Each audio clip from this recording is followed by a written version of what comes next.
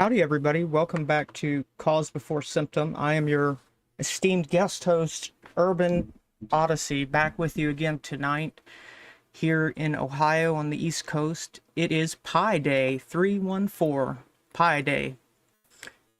I remember when I was in school, I was in all of the advanced math classes, and so there was such a small amount of people in the advanced math classes that the teacher would actually bring us like donuts or something on Pi Day. There was only like 6, 7 of us in that class. But yeah, so happy Pi Day, everybody. James will be back next Wednesday, the 18th. Tonight, I was kind of inspired to do a smaller show on the topic of the Savoyard founder, friend of Loyola, Peter Faber, who was a founder of the Jesuit Order, who always gets left out of the history books. The Jesuit Order was founded by a group of people, friends of Ignatius Loyola, most of which were Spanish. There was one Portuguese guy, and then there was a guy from Savoy. And I'm going to build up a little bit before we go in, and I'm going to plug some of the older work that James has done on the Bloodlines, because he's done quite a bit, and I've been kind of putting those up on Odyssey and sharing those again. So how's it going, Boots? How's it going, Philip? Nice to see you. Boots, I really appreciate the small little plug and everything. That's really great. I think James really appreciates that, and it helps me because usually when I start to show up, I'm getting everything ready, and as much as I remind myself, it seems like I'm always slips my mind because I'm so like focused on the show. But yeah, thank you for the plug for Elite Potion. Pastor Karner's worked on that for a while now. It's been about a year, I think. He's done all of it himself. He was kind enough to let me sample it a while back, and I have good reviews. It is something that he has done a lot of work in because he was making it for himself and for his family and for his son. And he put a lot of time researching into it, and he was able to formulate something that's completely natural, and so there's no petroleum-based anything in it. So it really does kind of make you feel less foggy. I took it for a month, and about halfway through the month, I started to lose a little bit of the brain fog. So it does work, and it is a good idea to give it a shot if you're looking for something like that. I've recommended it to plenty of people because it seems like a lot of people today are becoming more aware of what is in potentially food and the air and everything around us. And it seems to me, for instance, I did a show with you guys a while back on the Parasite Pill ebook, and in that book it actually talks about how if you can manage to find a doctor to do a test for like a stool sample for parasites, the false negative, so it means like the test it'll say negative, but you actually do have them. So it'll give you a false negative something like 9 out of 10 times. So you have 10 people, all 10 people have parasites. The test will only say, hey, only one of those people has parasites. So the test seems flawed. And it seems like no doctor wants to take that seriously, to consider that that's really an issue. And so it just seems like nobody wants to do the digging, or they know about what's going on and they just don't want to do anything for monetary purposes. Who knows? But yeah, definitely a great product. And Boots, thank you for plugging that for us. It really helps us out a lot. And also, don't forget to like the video. You can like it now, or you can like it after I've delivered the show today. But we do appreciate that any platform you're on. If you're on any of the other platforms, please do consider liking and following me. I know that I'm on so many different platforms, but Substack is my main platform, theofficialurban.substack.com. And I'm on Rumble, and YouTube, Masters Mayhan. So I appreciate that. We'll get that out of the way. Let me go ahead and I'll play the little intro segment, and I'll get everything ready and queued up, and then I will be back and we will get into it. Boots said he felt high energy as a 67-year-old from the elite potion. Absolutely. As long as you feel great, it'll have done its job. All right, guys, hang tight.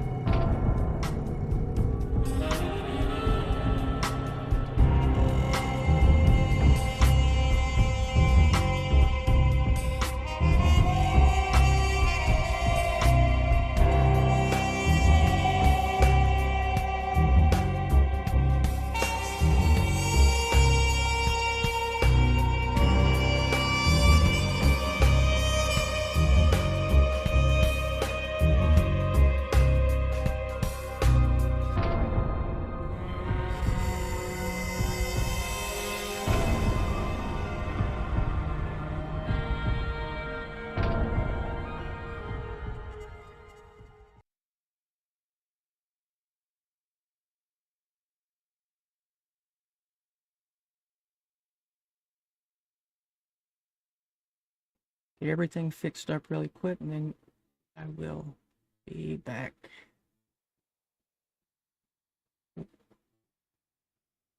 Here we go. That's for later. Don't know why everything got so out of whack. There we go. All right, I'm back. See, every now and again, no matter how many times I get everything set up, there's always a little bit of extra trouble from OBS or something, but we will survive. That's what it's all about, guys. So, first, where do I want to begin? Well, I would like to, let's see. Let's move over here. There we go.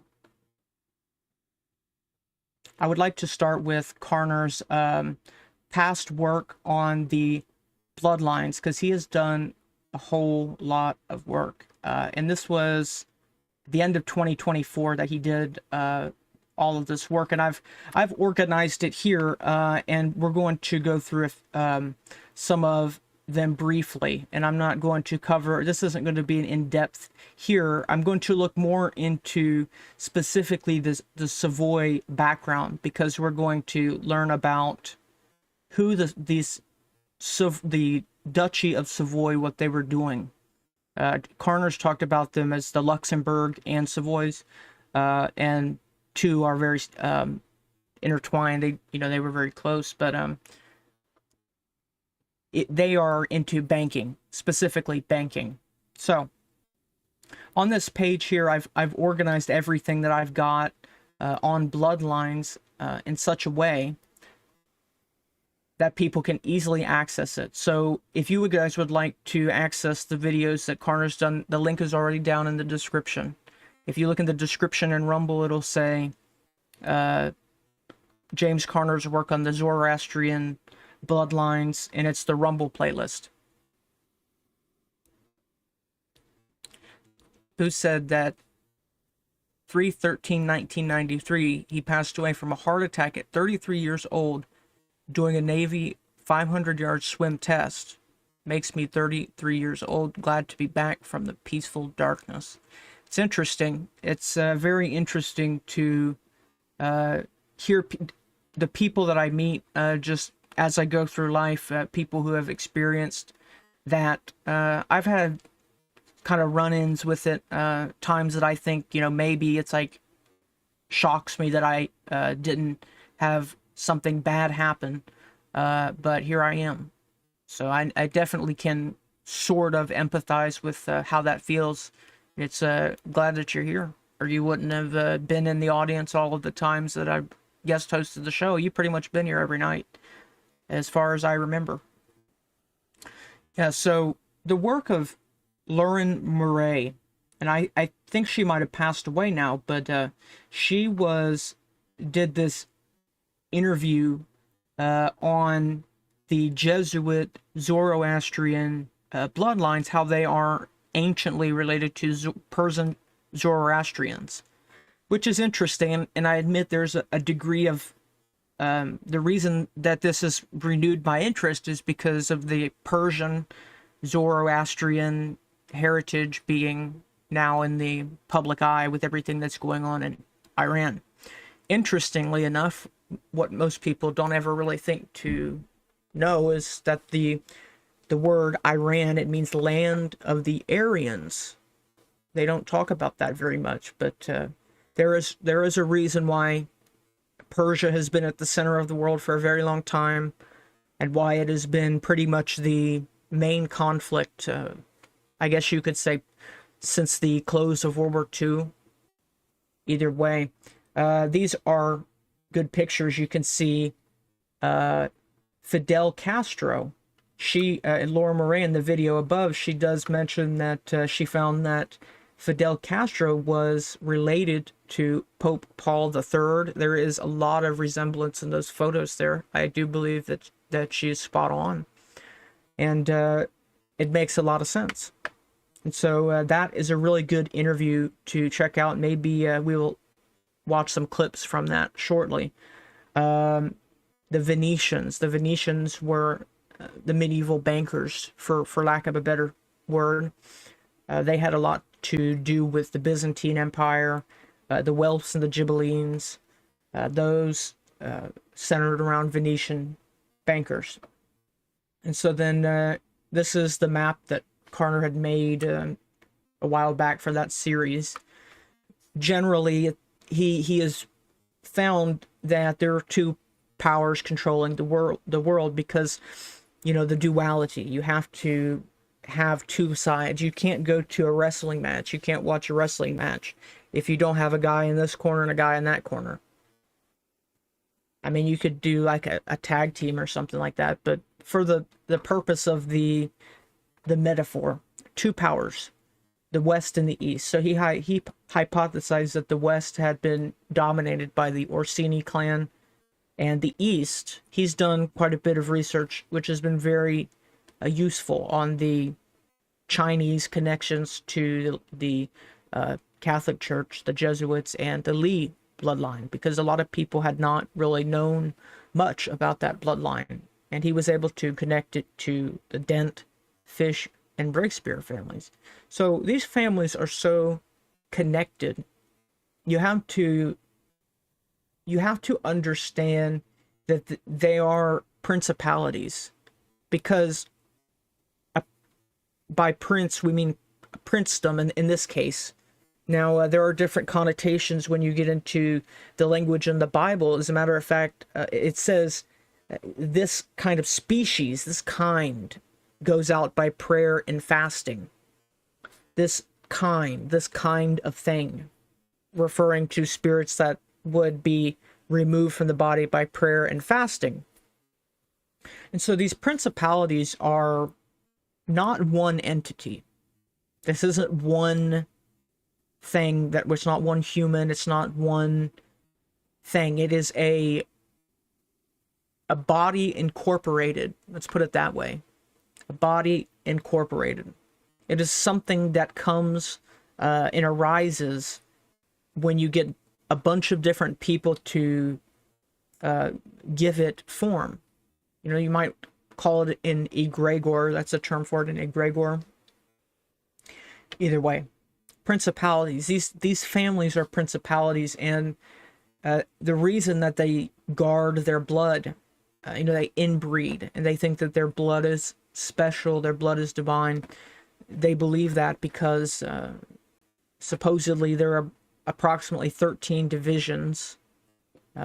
Supposedly technicalities to that too, because you got to remember it's craziness at the end of the day, so sometimes it doesn't make sense.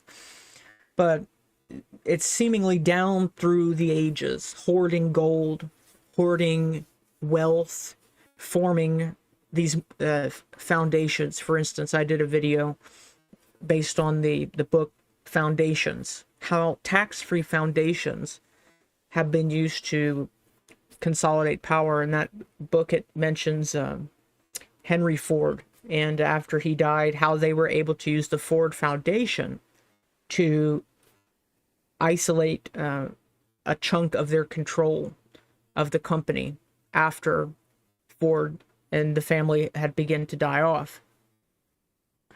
So they formed these foundations, which are a fancy way of saying other incorporated bodies. We're just going to form another entity and give it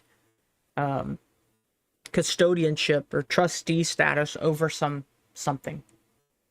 And so from one of the series that Karner did, he had broke down the bloodlines into 3 tiers. He had set up that the Zoroastrians were the oldest at the top, being Orsini, Borgia, Breakspear, Colonna, Farnese, Aldobrandini, Somoglia, Caetani, Chigi Albani della Rovere, Medici, Doria, Pamphiliji, Landi, and Este. Tax-free foundation, absolutely. So he had put the Zoroastrians at the top because they were the oldest. Simply at this point, let's not let me go ahead and just get out of the way. I'm not necessarily saying the tiers based on status. At this point, it's age. So at this point, the Zoroastrians are the oldest. And a lot of that research was why I had featured that video from Lauren Murray. Second tier, the middle, this would have been the Venetian, Middle Ages, wealth and Ghibelline time period. So the black nobility, the papal bloodlines, the different bloodlines who have held the papacy. There have been some 200, I think 60 some popes. So they have passed this around through the ages. And that was what, I guess the grand stage being time. The Vatican, the symbols at the Vatican show that they lay claim to time, that they have been able to consolidate power so well as to survive for 2,000 years. And the fact that they're still here, supposedly got all this information stored in a big vault underground that nobody's allowed to see. That tells you how they've done it. It's because they've hidden and monopolized information. And they were able to use religion kind of as a mythology to justify their rule. They were able to twist and contort the Bible and use it to justify everything, and to build these giant, beautiful structures in such a way that people would walk into them. And, you know, I don't know if anybody's ever been to like a Catholic service, like a church service. When you're there and you watch it go down, you kind of are just, you almost are just kind of watching the pageantry. The pageantry has got your eye. And so what it does is, that is the very same hypnotic method, the hypnotic state that a Freemasonic induction uses. So the same way that you would not necessarily care what the words are, you would just kind of be watching the gold, or you would be looking, at least that's how it was for me. It was more or less like I was watching a staged show. And so what it does is it kind of helps the mind focus elsewhere. Look over here and the trick will be over there. So the black nobility and the papal bloodlines. The houses of Alba, Balthury, which is connected to Dracula, which is Vlad the Impaler. He was famously, King Charles III says that he's related to Vlad the Impaler.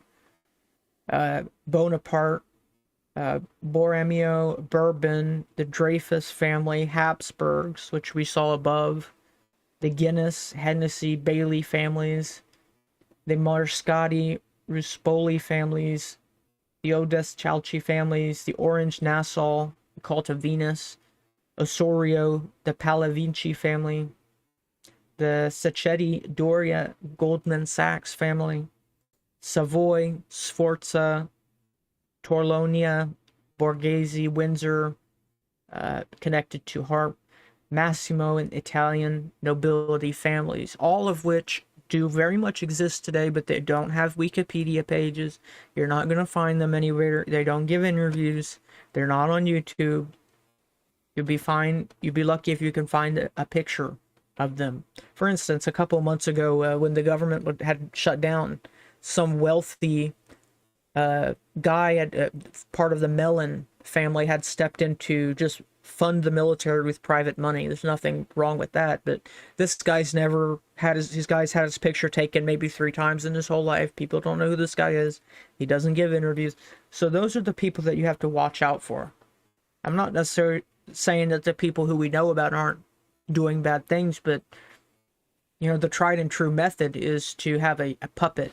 Put your hand up the puppet's ass and make it talk. And that's the way that they do it. They don't deal directly, because if you get caught, well, then you go down. So they have to animate, one could say, create a animated being, a Frankenstein, a golem, whatever you want to call it, but to act on your behalf. And then you get down to the new money, primarily these Americanized lines, the Illuminati, the ones that Fritz Springmeier talks about. This was a series. I'm probably going to stream this tomorrow on my channel because I've been making my way through the Masters Man series again. I think people need to hear that that content. It's really something that people should hear at least twice, I think. So the newer additions, the Astor bloodline, Bundy bloodline, Collins, DuPont, Freeman, Kennedy, Lee, who we've connected to the Breakspear, the Dent, Fish families, Onassis, Reynolds, Rockefeller, Rothschild, Russell, Van Doyen bloodline, Merovingian bloodline. I do believe that they believe that Trump is connected to Merovingian bloodline, and the reason I believe that is because they all have this middle name of Christ. Like, they all keep naming their children the middle name Christ. And so my belief is that indicates that they believe that they're descended from Merovingian bloodline, which is, the Merovingian bloodline is related to the Desponcini bloodline, which is very old. These bloodlines have to be viewed as a kind of an entity, a big monster. It's a hydra. Think of it as a hydra that has a bunch of different heads, and it is a principality or principalities, because they're not all united. And we're up against principalities. Yeah, Springmeier is really, he's done great work, but he was doing this stuff a long time ago. I really think that his work is valuable. The Illuminati Formula book, because he has probably the most comprehensive, even if it is a little old at this point, information from helping MK Ultra survivors, people who have been part of the ritual abuse programs that are run, helping them to deprogram. And so that's the only way that you can really get that information, just by being around it and trying to work it out, which I know that he put in a lot of time doing that back in the day. But I think he's really kind of, I guess you could say, retired at this point. He's getting old. He's given some interviews lately, but it's been some of the interviews that he has given lately have been some of his first interviews in a while. So yeah, I mean, I think he's been to prison. They had him in prison for like 12 years or something like that. So, I don't blame him. I really don't. And then from those above, you've got the Disney bloodline, the Krupp bloodline, McDonald, Gates, Bush, Clinton, Kraft, Taft, Smith, Carter, Zuckerberg, the Bezos, Murdoch, and Elon Musk's new bloodline he's creating with all his 17 children or however many he's got. So that was a recap of him, and James has done a whole lot of work on this. And so all of his articles, the videos and stuff, you can find them here.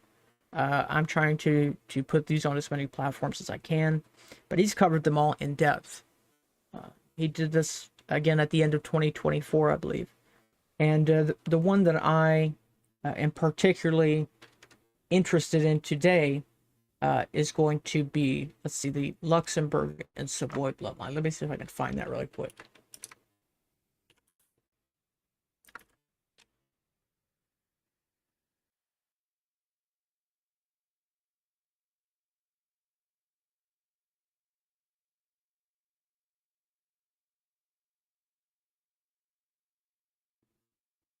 Yeah, so this is the article from Karner's website. Let's see. I want to give everybody a little bit of background on the Savoys. Let's see.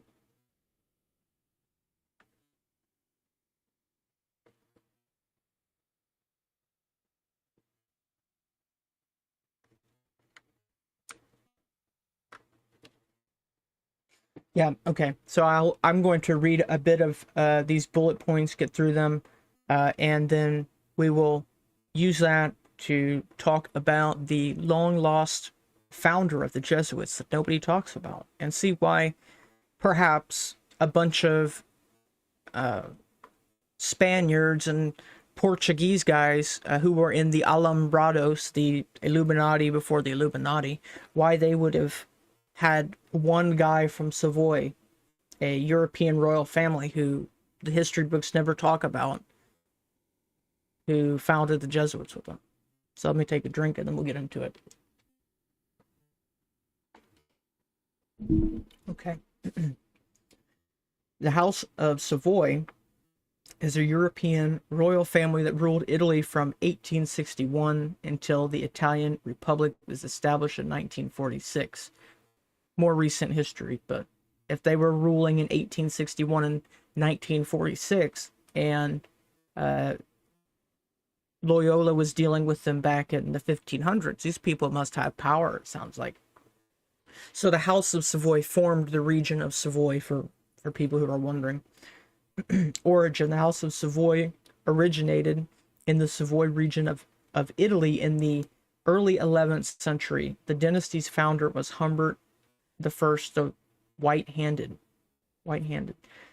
who held the county of Savoy and other areas. On expansion, the House of Savoy gradually expanded its territory, eventually ruling the Kingdom of Sicily and the Kingdom of Sardinia. Unification of Italy. In 1861, King Victor Emmanuel II led the movement for Italian unification, and the House of Savoy became the ruling house of Italy. Overthrow: in 1946, the Italian Republic was established, and the House of Savoy was overthrown. The Savoys were banished from Italy as punishment for supporting the fascist dictatorship of Benito Mussolini. That's interesting. The current leadership: the current head of the House of Savoy is Vittorio Emanuele, the Prince of Naples and Duke of Savoy, the son of the last king of Italy, Umberto II. The House of Savoy has held two dynastic orders since 1434, and the head of the royal house continues to grant knighthoods within these orders. In February of 1929, the Catholic Church established the Vatican City. The Vatican City became a sovereign jurisdictional entity, its own country with a flag, on February the 11th, 1929, when the Lateran Treaty was signed between the Holy See and the Kingdom of Italy.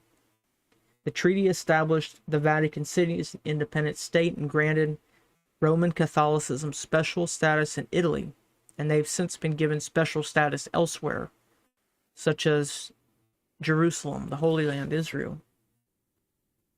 The treaty also compensated the church $92 million for the loss of the papal states, which is more than $1 billion in today's money. The Vatican City controls the Holy See, which is the Catholic Church's governing body and is a sovereign entity under international law.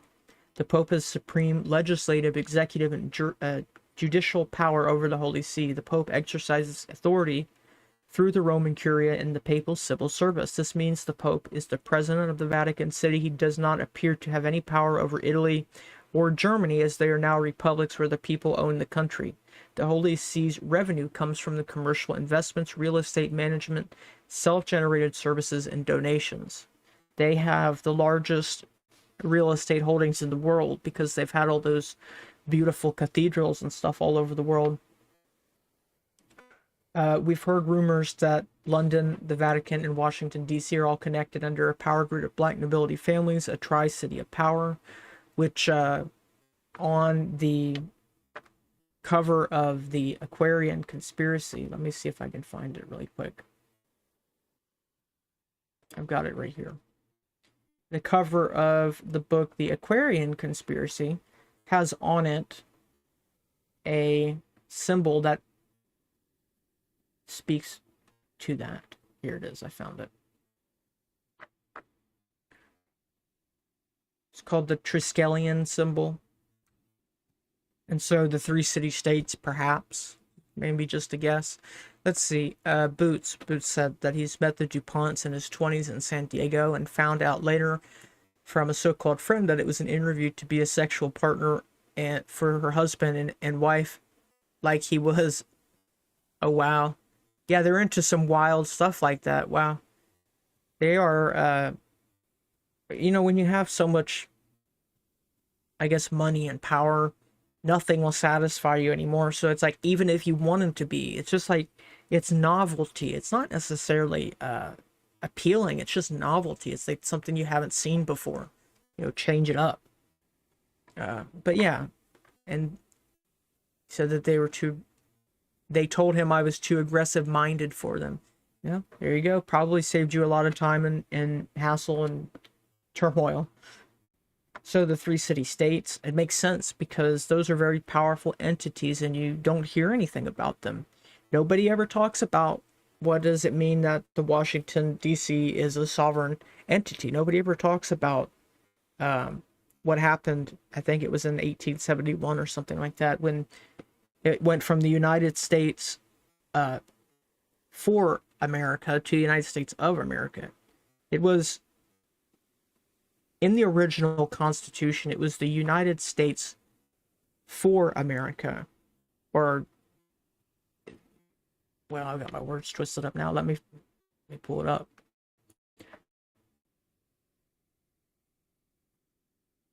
The United States for America is what I think it says. I might be right.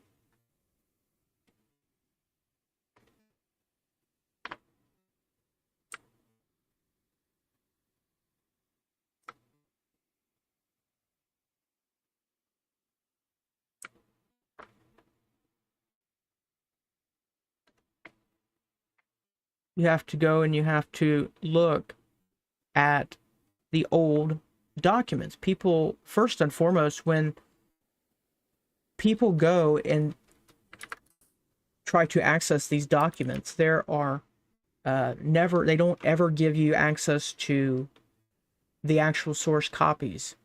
What happens is they give you newer, printed out copies. They don't want to have people looking at documents like this, because when they do look at documents like this, what they will start to find is that wording matters quite a bit. Wording matters quite a bit. Let's see if I can find it.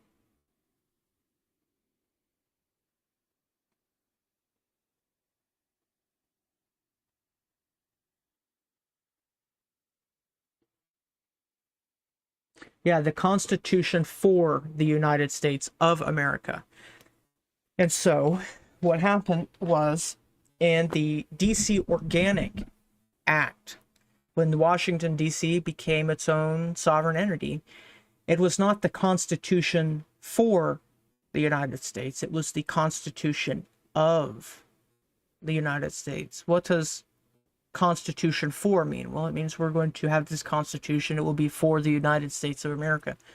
The Constitution of means to create, because to constitute something means to make it up, to comprise it. So the Constitution of the United States means the creation of. I was about to say, that's usually what happens, man, because I'd swear nowadays it almost seems to me that when stuff like that happens, it's to save you the time and trouble and worry, even though it might not feel like that at the moment. And then, because it is definitely a chartered company, there's the company registration right there. There is the 2018 patent for their Perinde Institute for the coronavirus right there. So they patented that in 2018. They had that ready to go. Here's the company's house in the city of London right here. Overseas entity name, United States of America. County of Incorporation, United States. Oh, look at the address right there, 33. Huh. Isn't that interesting? So yeah, it's a registered overseas entity.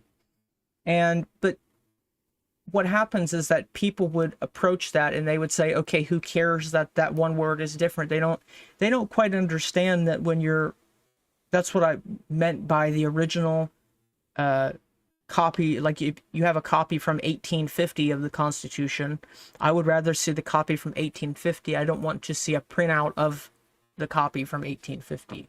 And that's what they do today.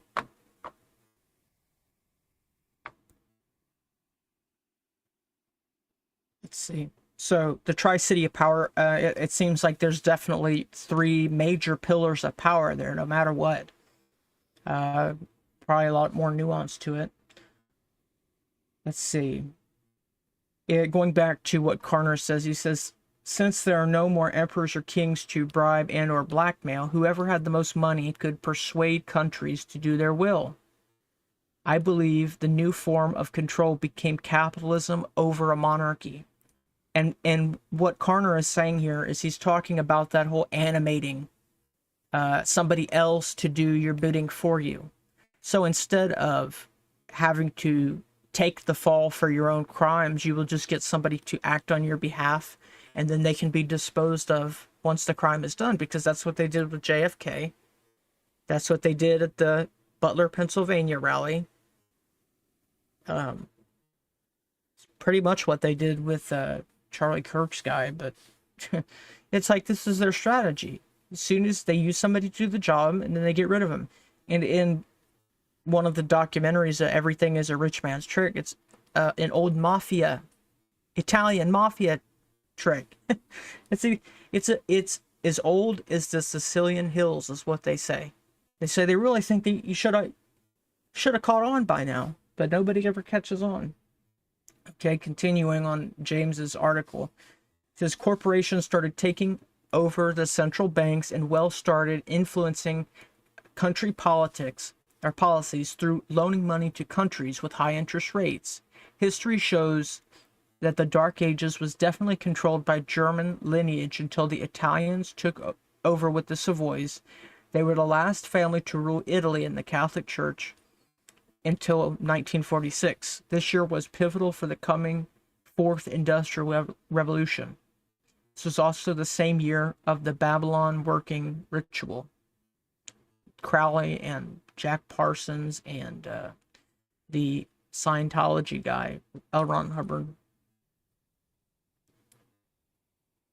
And the Luxembourgs were really right in there. The Luxembourgs had a lot to do with medieval banking too. They get into the Dutch and whatnot. But that is where I want to leave off there. So now we will go over and we will bring up the article that I would like to read today, or at least talk about. So the Savoys, the area of Savoy is where this guy came from. Peter Faber, or Favre. It would have been said with a, instead of a B, it would have been a V. Favre, F-A-V-R-E. Absolutely. All right, so I will read. Well, history fixates on the militant discipline of Ignatius Loyola and the missionary exploits of Francis Xavier. The third pillar of the Jesuit Triad remains shrouded in the mists of the crypt. This man is Peter Favre, the entity that all of the documents in the notebook put together reveal as the first priest of the Society of Jesus. So here's a depiction of Peter Favre. He is very amply depicted. They don't have many pictures of this guy. He has just recently been made a saint. He has just been made a saint by Pope Francis a couple of years back. So now he is supposedly Saint Peter Favre. In the picture, he's depicted serving communion in a 19th century painting by Pietro Garliani. So I was able to find this this right here, a newer. Oh yeah, absolutely. All of the ratings of pillaging. That is how they've covered up all of the history. They were able to either destroy the things that needed to be destroyed, and then they were able to poison the information. Like last night, I talked about the blinds. So you would put information into like occult texts that are designed to mislead people. And so they would pillage what they wanted, destroy what needed to be destroyed, and then they would put fake information in its place. So for instance, they would get rid of this guy, Peter Favre, and they would make him into a saint so that he sounds all nice and like a good person. And then they would have this guy in this right here talk about how he was just an average guy, and that they were trying to help him because he was so nice. So I take a look through this document that talks about the spirituality of Peter Favre, and I compare that to all of the different writings that we've seen over the years, mainly from Avram Manhattan, who talks a lot about the Vatican. There are a bunch of different authors. You've got Vatican Assassins. You've got the history of the Jesuits. Interestingly enough, I do have a lot of old writings about the Jesuits. I've got quite a few writings from like the 1800s. So there was a lot of people writing about the Jesuits in that time period, which is very unique because you don't see that as, you do see it, but you don't see it as much as the newer understandings of quote unquote government conspiracies and stuff like that. So they've recently published this page trying to paint him as a great guy, but really he was the contribution of the banking and all of the underhanded tactics. So the official narrative that presents Peter Favre as a gentle shepherd of souls, the first companion of Ignatius of Loyola. The Codex Analysis shatters this porcelain saint to reveal the raw mechanics beneath.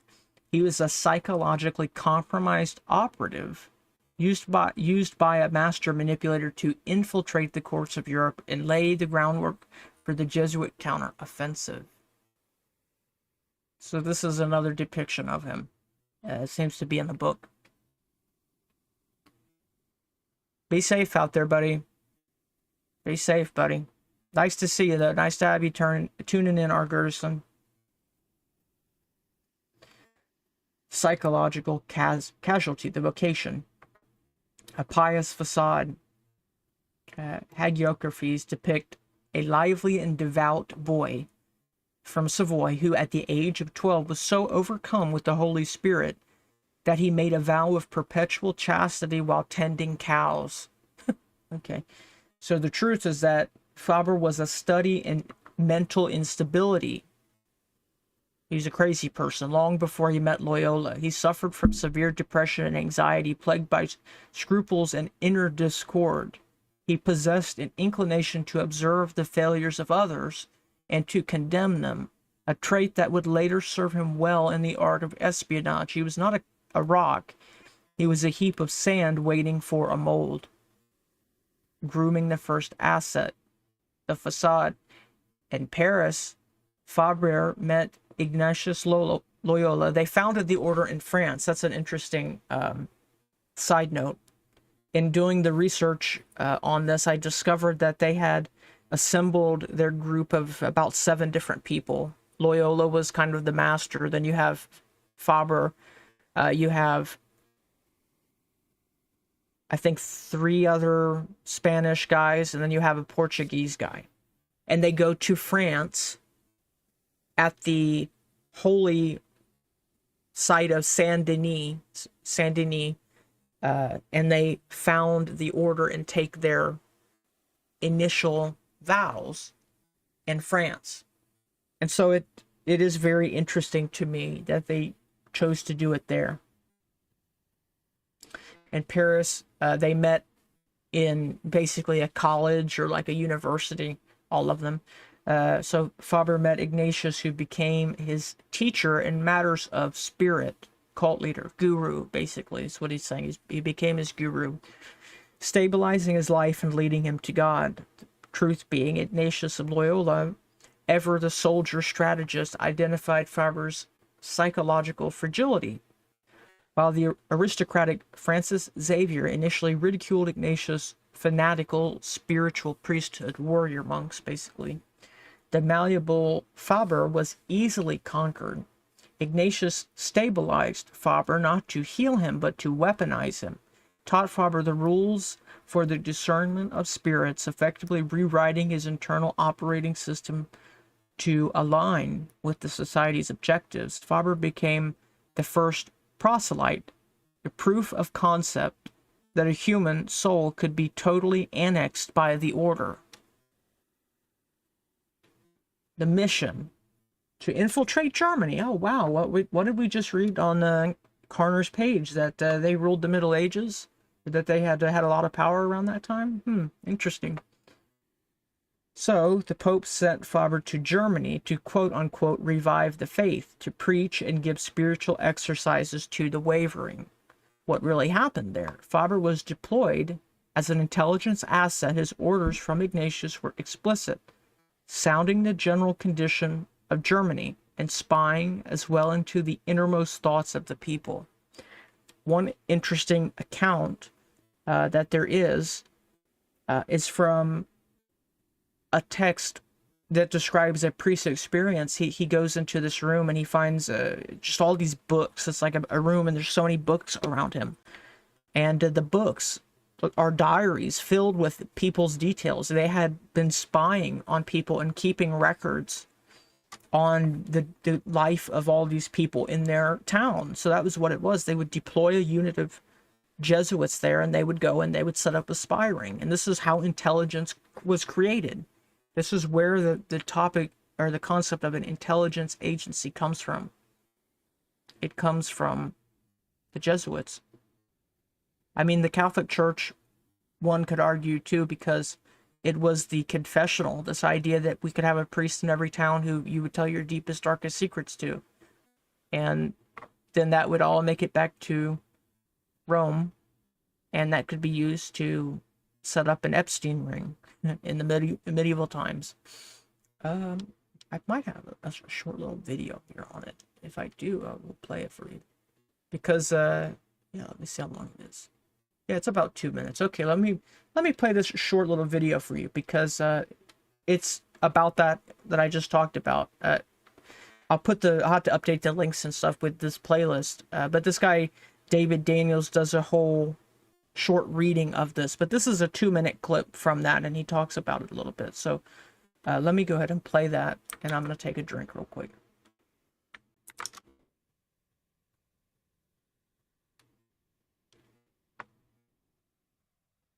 Okay, here we go.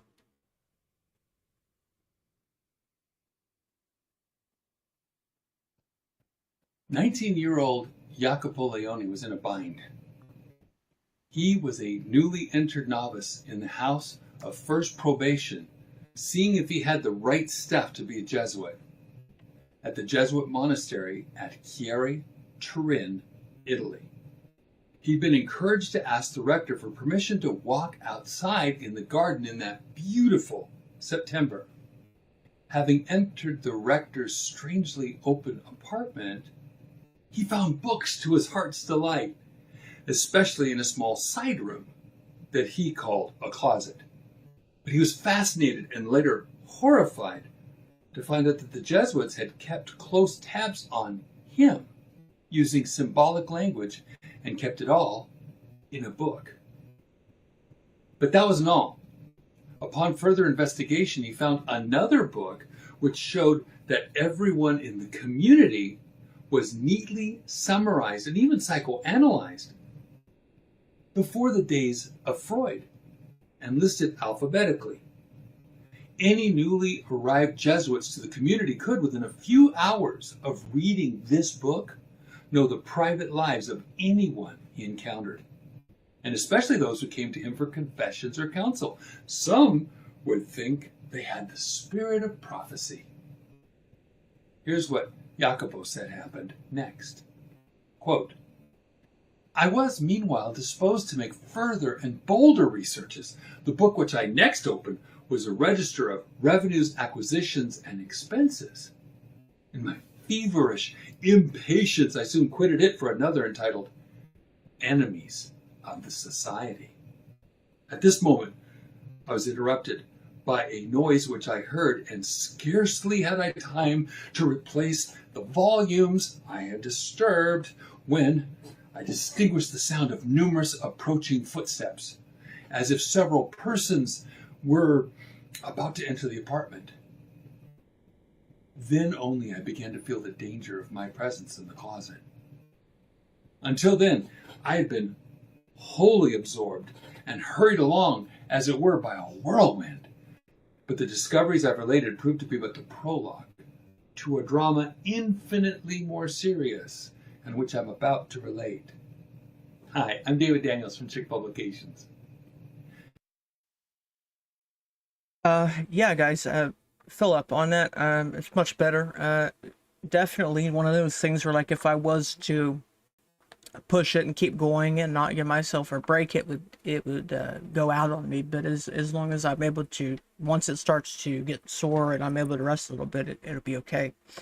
Yeah, absolutely. King Rabana, you say these people remember farms from where I have only seen concrete. It's very true.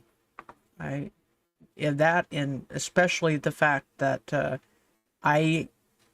young people my age will never see a world in where people walk down the street looking forward. Or I've never seen the world where people don't look at their phones. I don't have any frame of reference for that. So it's crazy, man.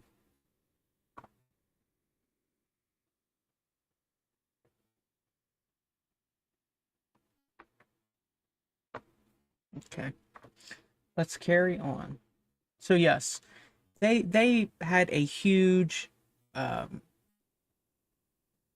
intelligence ring going. I mean, that's the only way to put it. They were spying on everybody, and this is really how the church has weaponized power, and that's what it's all about, because knowledge and information is power. That's true.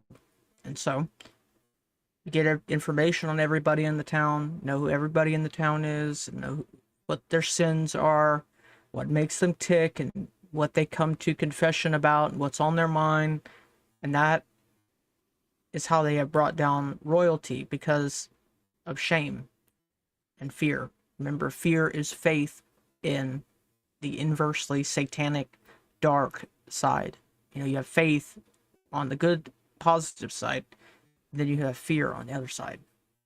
People can be motivated by fear. People can be motivated by faith.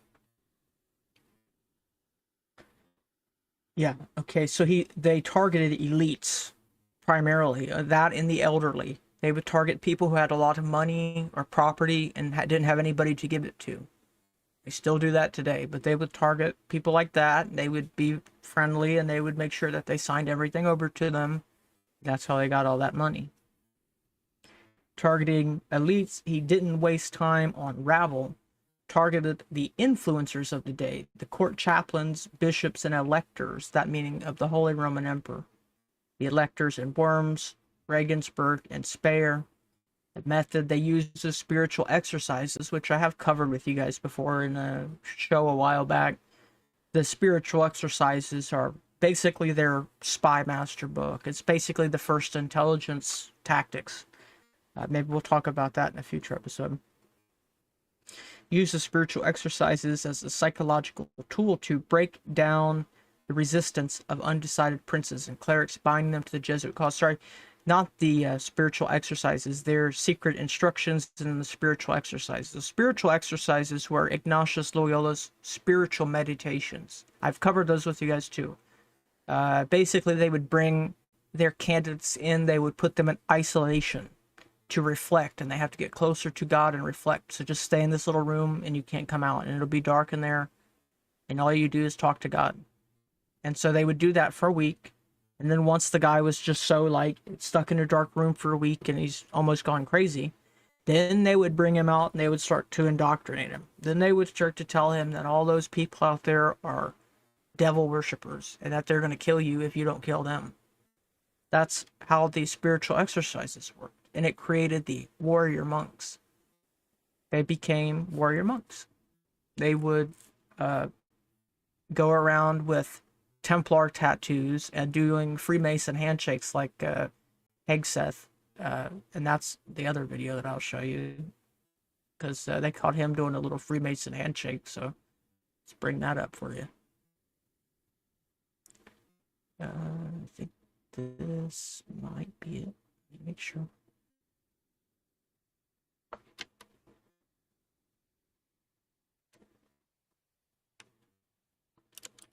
Yeah, here it is. Yeah, like this guy. Looking at video from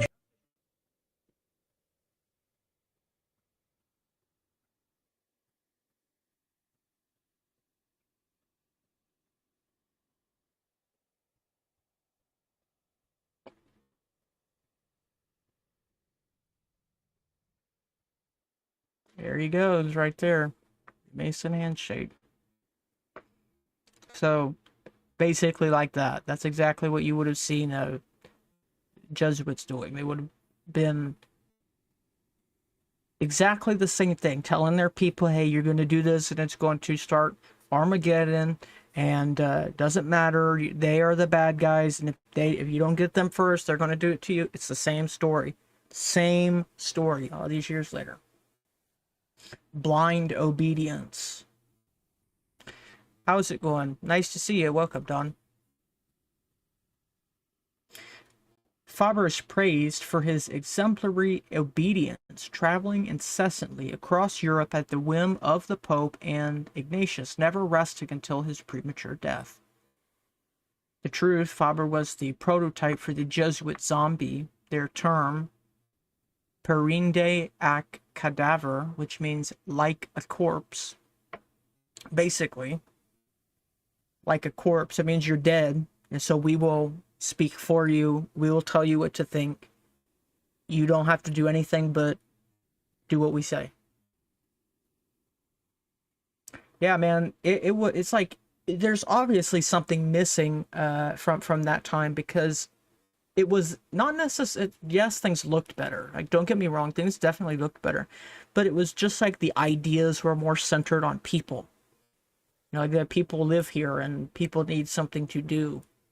But now, pretty much, like, it's just a place for your bed, because you're going to be at work most of the time. So you will actually just be having your house, and that will be your second place to be. And your first place to be will be work. So, Faber was kind of the prototype for their warrior monk. Wrote a disturbing manifesto on obedience, declaring that a Jesuit must not expect rational argument nor the fruit of his labor. Even if he achieved success, he had to be willing to destroy it instantly if ordered. He was driven to physical ruin, dying at the age of 40, a victim of not always meaningful journeys undertaken to satisfy the command structure. Recruitment of the hammer. Faber's gentle ministry brought the young theological candidate, Peter Canisius, into the fold. This was Faber's most lethal contribution to the Counter-Reformation. He had gained over Peter Canisius, a man of extraordinary intellect and eloquence. Unlike the neurotic Faber, Canisius was a weapon of mass conversion, who would go on to become the hammer of Protestantism in Germany. Faber was the inferior, Canisius was the plague that followed. Peter Faber was not a saint in the traditional sense, but a psychological conquest. His good moral character was the suppression of his own identity, replaced by the will of Ignatius. He was the soft wedge used to pry open the doors of the German courts, allowing the harder iron of the Jesuit order to follow. Absolutely. Dirty work for sure. Dirty work for sure. Let's see. Faber did not approach the nobility with the thundering denunciations of a Dominican inquisitor. He used a far more insidious technique, conversational espionage. conversational espionage, spying on people, basically being their friend to betray them later. Trojan horse method. Faber possessed a peculiar dexterity. In casual conversation, he would fall in cleverly with the conversation of his targets, embarking on their ship, so to speak, only to imperceptibly put his hand on the helm and steer them towards Jesuit objectives. Psychological ambush. His weapons were ever invisible. He took his high-ranking targets by surprise, conversing with an ingeniously familiar air that disarmed their suspicions. Once their defenses were lowered, he would put his hand into the heart of his hearer, stamping them with the emotions and ideas he sought to implant. Targeting the centers of gravity, in this case the Diet of Regensburg. Faber understood that to turn the tide of the Reformation, he had to capture the decision makers. He did not waste the spiritual exercises on the peasantry. He deployed them as a precision tool against the wavering elite. So in the Diet of Regensburg in 1541, Faber operated behind the scenes of this critical political assembly. His specific mission was to target princes and electors of the Holy Roman Emperor who were wavering in their loyalty to Rome. The exercises were used to strengthen these teetering elites and regain those who had already fallen away. The court chaplains, recognizing that he could not always access the monarchs directly, Faber targeted their spiritual handlers. At the courts of the Infantes in Spain, not sure what that means, he gained over the court chaplains, Don Juan Aragones and Don Alvaro Alfonso, effectively hacking the spiritual guidance system of the royal family. Full reprogramming. While the masses might receive a diluted version of the exercises, Faber reserved the full month-long psychological breakdown for outstanding persons or high-value targets intended for recruitment. The case of Peter Cassinius. Faber's most lethal success was the psychological conquest of Peter Cassinius. In Mainz, Faber met the brilliant young theologian and subjected him to the full force of the spiritual exercises. Again, put him in a dark room for a week. He only talks to God. He doesn't come out of the room. He gets basic food. And when he does come out 7 days later, he gets told about the enemy and how if he doesn't get to and kill the enemy first, then they're going to get him. And this is pounded in and more isolation. And that's the spiritual exercises. So he puts him through this process. The process effectively erased Cassinius's independent will and installed the Jesuit operating system, like programming, turning him into the hammer of Protestantism, who would later ruthlessly enforce Roman dominance across Germany. How did they do that? What were the mechanics of that domination? Faber used the exercises not merely to inspire piety, but to reconstruct the psyche of the ruling class to align with papal interests. Scrutiny of the soul. He utilized the examen to force elites to dissect their own thoughts and submit them to external review, creating a dependence on the director. Discernment of spirits. Drawing from his own history of depression and anxiety, Faber taught elites to interpret their internal emotional fluctuations in the sense of black and white, desolation versus consolation, as external signals from God or Satan, thereby surrendering their emotional autonomy to the interpretation of the Jesuit director. Peter Faber used the spiritual exercises as a soft kill weapon. By wrapping psychological domination in the guise of general conversation and spiritual guidance, he infiltrated the courts of Europe and turned the keys of power over to the Society of Jesus. And so, yeah, they founded the Jesuit Order in France. Seemingly the official story goes that they all met at university. Let's see. Texts suggest Faber possessed a pedigree that linked him to ancient kings and mystery schools. Interesting. Let's see. Yes, here it is. In the damp crypt of Saint Denis at Montmartre, the mountain of martyrs, 7 men gathered to swear the vows that birthed the Jesuit order. Of these 7, only one was an ordained priest, Peter Faber. The operator, Ignatius, and the others were laymen. At this time, it was Faber who celebrated the Mass. It was Faber who held the mutilated sacrament and administered the vows to the others. He was the conduit, the active operator of the ritual that bound the company to its destiny. Without Faber, the foundational rite of the Jesuits could not have occurred sacramentally. He was a roommate. Faber was not a mere follower. He was the roommate and lifelong friend of both Ignatius and Francis Xavier at the University of Paris, the College of Saint-Barbe. He was the glue between the authoritarian Loyola and the charismatic Xavier. Spirit channeler. Archives reveal Faber was not as a rigid dogmatist, but as a mystic, deeply entangled with the spirit world. His private diary, the Memorial, documents a life of constant communication with disembodied entities. All of them are. You've got Ignatius, who is talking to all of these different saints and having these visions, because he himself has been in a dark cave, pretty much, is where the spiritual exercises came from. And then you've got this guy, Faber, who is talking to disembodied entities. So sounds like it's going to end well. Angelic intercourse. Faber's diary includes accounts of his regular communication with angels, which he oddly described as spirits of both good and evil. He believed he had received enlightenment to surround himself with these protecting angels and spirits.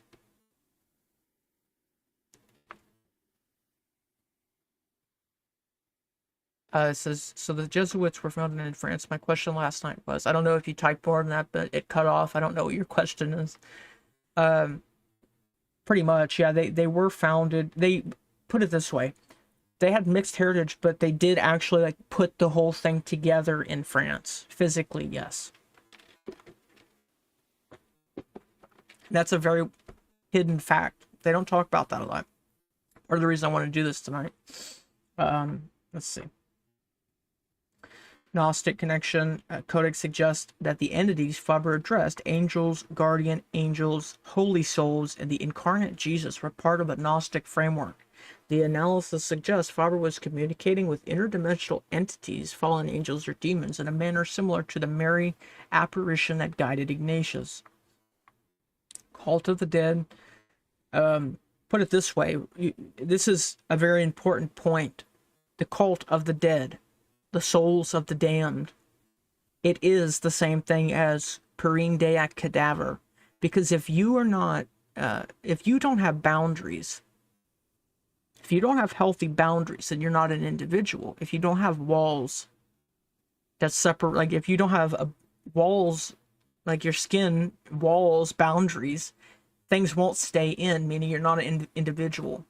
So if you are only doing what other people want you to do, and this is something that so many, including myself, I've struggled with this before. I can't say that I haven't, but you know, if you're a type of person who it's like, sometimes you feel like you do a lot for somebody else, but you don't do enough for yourself. It's that you have to have boundaries. You have to have them for that reason. Because if you're not doing anything that you want to do, if you're only doing what other people want you to do, then you are not you. You are an agent of another person.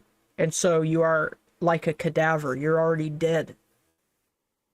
And the souls of the damned, well, your life is destined to be like a river, increasing with strength and power and goodness over time. And that's why Jesus is connected to water, very directly connected to water. It's because if somebody stops up their river of Christ, they've dammed it. They put a dam into the river, stopped the progression. And these are all the same concept.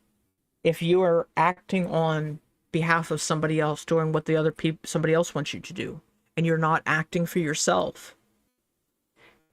At which point you're definitely stuck, because if you're worried about other people and you've got your own problems, then you've kind of dammed your own river, because it's going to have to wait while I go over here and figure this out.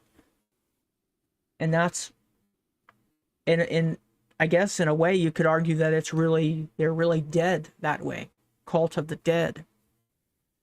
Because they're not living their life, they're living somebody else's life, doing what somebody else wants them to do. Faber's spirituality involved a deep connection to the holy souls, the dead, fitting for an order that would later be accused of necromantic loyalty. Perinde ac Cadaver, like a corpse. Boots says that he loves topics like this, finding out who the enemies of humanity are. Absolutely, buddy. Got to find out who your enemies are, and rather, how they operate. You got to know that. See, unfortunately, the truth is that most people are catching up to the fact that they've got an enemy. They don't even know they've got an enemy.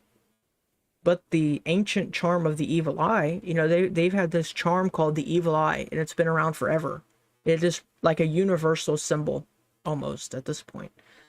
And for the most part, it means that you've got an evil eye looking, and you've got an enemy. Everybody has got an enemy that means to do them harm. And people don't understand that today, because of the greatest trick the devil ever pulled was convincing the world that he didn't exist.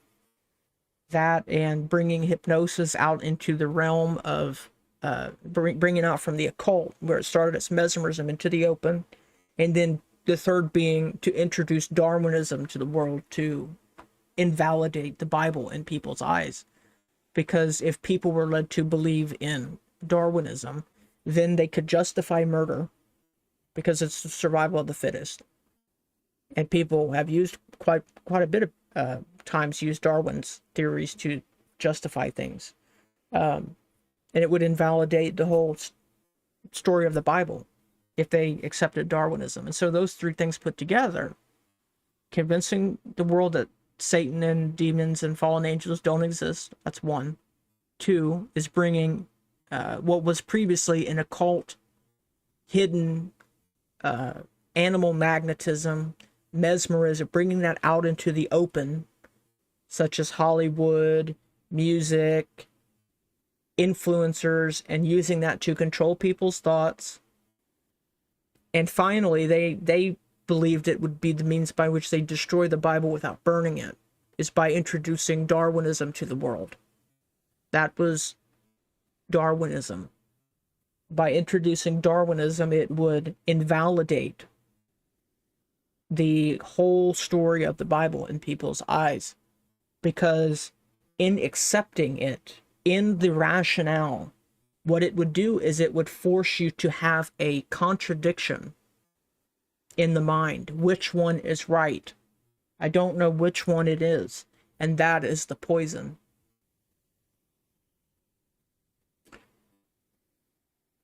Yeah, absolutely. They don't, that's true. They don't ever want to admit that, they want to have people think that hypnosis is stage hypnosis, or that it's a party trick. I like to use the term transference instead. So transference. When you're watching a movie, or you're watching or listening to something, you have and I'm not talking about consciously. Like, I'm not talking about people have to sit here and think about this, because you're not, and that's the problem. When you're watching a movie, what happens is that the subconscious part of your mind, that is, for the most part, you're not able to communicate with it directly. You can interface with it in your dreams and stuff like that, but what has to happen is, like, when you watch a movie or listen to a song, you transfer yourself into the shoes of the character. You put yourself into first person, but it's subconscious. And so because of that, it sneaks the information. It sneaks the logic past the firewall, the conscious part of your brain that would say, hey, I don't want that in my mind. And so having it done through story is how they are able to hypnotize and access the subconscious. It sneaks the stuff into the subconscious. So, okay, I'll finish this section up and we'll wrap it up there, because I think I've got a good picture that I wanted to paint. So, let's see. While often portrayed as a humble shepherd, Codex indicates that Faber possessed a pedigree that linked him to ancient kings and the mystery schools. The noble scion. Sources indicate Faber was a noble from a significant ancient royal bloodline, similar to the Borgias, who were Spaniards, who would later fund and lead the order. The Pythagorean link, Faber's family had close relationships with and membership in the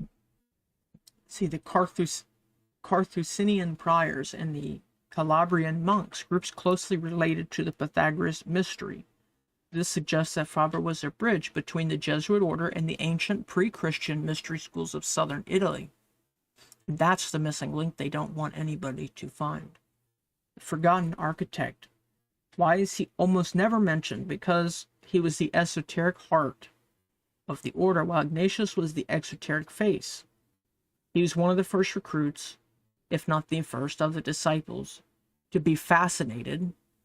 Interesting note there. Fascinated is the same root as the fasci, the symbol, you know, the Roman fasci, the ones that are in the House of Representatives next to the speaker's podium. There's two fasci. And it's because a fasci is basically it's a bunch of sticks bundled together with an axe head. And the sticks are called faggots. Faggots are sticks, little twigs, weak sticks that like would be kindling. And so you would collect all of the faggots and you would bundle them together. You would fascinate them to fasten. You would fascinate them. And you put an axe head in it, and then out of many faggots, you have one. Out of many, one. That's where the symbol comes from. And so Faber was the first of the disciples to be fascinated by Ignatius' schemes, a youth described as full of genius and imagination. The diplomat. While Ignatius was often abrasive, Faber was the master Faber, which means very soft, the diplomat sent to navigate the courts of Europe in the Reformation. He was one of the 10 dear sons named in the papal bull Regimini Militantis Ecclesiae, which means the military regiment of the church in Latin, that officially established the Jesuit order in 1540. Peter Faber was the magus of the early Jesuits. He provided the priestly authority for their blood oath, the Gnostic channel for their spiritual guidance, and the noble lineage that connected the new company to the ancient underground streams of European cultism. He is the ghost in the Jesuit machine. And on that last part, what's meant there is that to be a satanic priest, you have to be a Catholic priest. That's what Bill Schneebelen talks about. You have to be a Catholic priest if you want to be a satanic priest, because they are all schizophrenic nut jobs. And so they really think, they believe in transubstantiation doctrine, which basically means that the sacrament, the wafer, turns into the body of Jesus, literally. It is quite literally the body of Jesus, except for you can't see it. So literally, it does say in the doctrine, says word for word, in all ways, except you can't see it. But the wafer is really Jesus, and the wine is really the blood, except in every other way, except you can't see it. Every way it is, except you can't see it. And so they believe this, and because only the priest can do the ritual to make that happen, to make the wafer into Jesus, they have to have a Catholic priest who can do the ritual so that they can mock Jesus. It's just craziness. It doesn't really make any sense, but this is what they believe. And so you would need to bring in somebody like this guy to officiate your blood sacrifice, blood offering. You would have to bring him in to make sure that this is legitimate.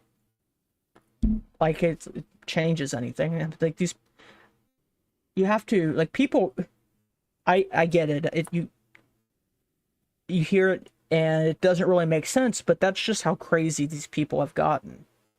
These people have been talking to disembodied spirits in caves, or they've been put through the Jesuit spiritual exercises, and they've been put in dark rooms over and over and over and over and brainwashed, and God knows what else.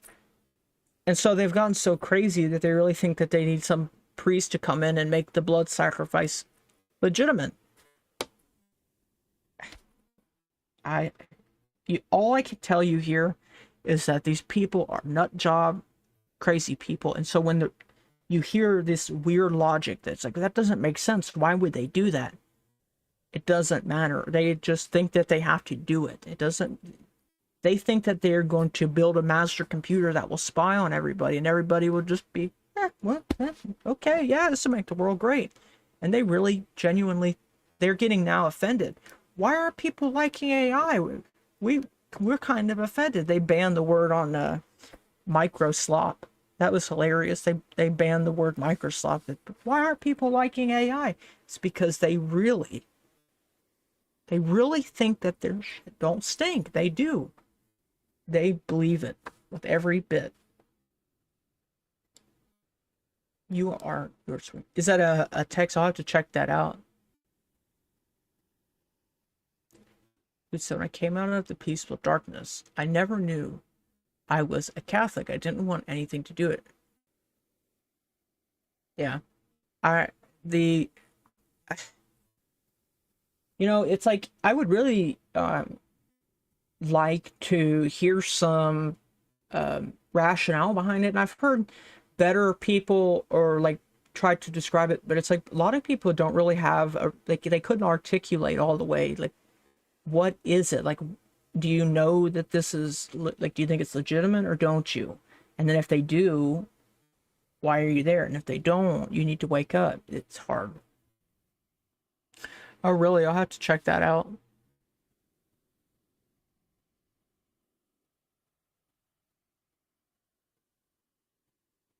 He said, I'm really proud of our mature group. No jokes on bundles about sticks. That's fun. It's just, I think, honestly, well, there's an interesting reason. Let's see. Because here, there's something called a faggot vote. And it's the vote of a person who has been constituted a voter by being made a landholder for party purposes. So basically, it's somebody who had been made able to vote just because they needed somebody to vote, like they needed to win. And that's what they're doing right now. It's happening right now. Like, that's pretty much the focus of the last election in the United States, was how they're importing so many people. It's just crazy. Same tricks over and over and over. But yeah, it is people don't know the meaning of words that they should know. That's the most important thing, is you have to know what words are being used against you. Thank you for that recommendation. I'm definitely going to check that out. I really get a lot of recommendations, and a lot of people have put me onto some good stuff. So, Boots, who were raised Catholic, yeah. I hear that a lot too. It's like people were raised it, and it's like a family tradition, and I get it. It's like a family bonding thing, whatever. That's fine with me if that's what people are into. But it's like I still, those people, probably the least are the ones who could, like, why are you Catholic? What is it? Like, what do you do? Is like, what do you believe? Why do you believe it? I don't know, but I think, honestly, I just think it's a bit crazy that you've got this Catholic Church that's got like all the world's history locked away, and it's got the nicest art in the world, and it's got all the real estate in the world, and they're still taking donations. They're still taking donations. They're still taking donations, and they're cleaning and laundering the blood money from South America through the Vatican Bank, and they're still taking donations. But that's just my thoughts. The business. It's all a business. Well, I think that really is going to bring it to a close tonight, because that was the episode that I had in mind. I think that's really one of the only episodes that's ever been done in detail on this guy. This guy is a ghost, really is a ghost in the machine. And I guess I would say that in my time looking at all kinds of different information, you want to try and find things like this, things that you you find little tiny discrepancies, or you find people who haven't been mentioned much. You have to iron out the kinks, so to say. And so when you have problems like that, you have to try and find some resolution to them. And that's what it's all about. If you want to nail researching down into one thing, it's that. Is that when you find a discrepancy, you almost have this, like, you have to find out, like, what happened? Why is there that discrepancy? Which one is the right answer? But more than anything, it's specifically trying to find answers to those questions rather than some grand narrative or anything. Because the more that I find out, I guess I'll put it this way: the ground being narrative of history, the ground that we're all standing on keeps getting more unstable by the minute. I keep finding more things that convince me that history timeline has got issues. Now, I don't necessarily think that I have a whole way to piece that together. There was a guy called Anatoly Fomenko. Now, he is a Russian math prodigy. He has done a lot of mathematics work. He's got a degree in mathematics. That is his specialty. But he has written a ton of books called History, Fiction, or Science. And these books detail how he has used mathematical calculation, but he's also used the precession of the equinoxes. He has been able to show pretty much conclusively that the timeline that we are believing to be true is not true. He was able to use Ptolemy's amalgist to date these equinoxes in such a way that his theory was that the same event would get recorded slightly differently. Let's say you have different scribes who witness the same event. And so they might write it down differently. They might describe the same historical event differently. And so his theory is that this had been down the line, apparently, later on, looking back at this history, people would mistake it for different events. They would think, oh, this isn't the same event as this one because it's slightly different. It doesn't match perfectly.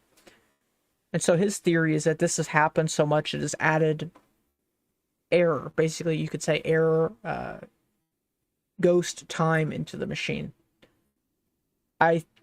His mathematics is very advanced. Like, he's definitely a math prodigy because he's written like 20 books on mathematics alone, and it's very high level. So I do believe that he has found a valid criticism. And the fact that they label him as a nut job, even though he is a highly degreed Russian guy, so he's Russian, which means he must be evil because Putin is evil. So the way that it works is that if anybody lives in Russia, they're evil, and that's only because Putin is evil. So if you have friends in Russia, you can't be friends with them anymore. That's what the Fox News tells you. And so they can't listen to him. He's crazy. He doesn't know what he's talking about.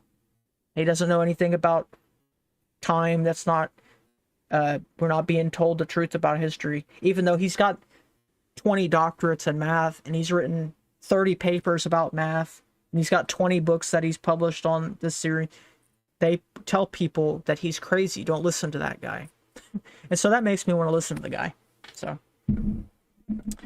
well, bundling the sticks together to the verb to fascinate something, to bundle it together. But in the context of the fasci, the symbol, you bundle them together tightly into a regiment, and you put an axe head in it, and you militarize them. And I think it's a reference to troops. And so come and gather here and have your mind interested. But definitely don't think we're weaponizing anybody here. Only thing we're doing is sharpening your mind and making your mind sharp so that when the time comes and you need to use the knowledge, then you can use it. Jordan Maxwell used to say that your mind is like a parachute. It doesn't work if you don't open it. I love that. That's great. Your mind is like a parachute. It doesn't work if you don't open it. And so, well, okay, guys. I appreciated doing the show tonight for you guys. I think this was a pretty good show, one that I've wanted to do for a while, so we've checked that off the box.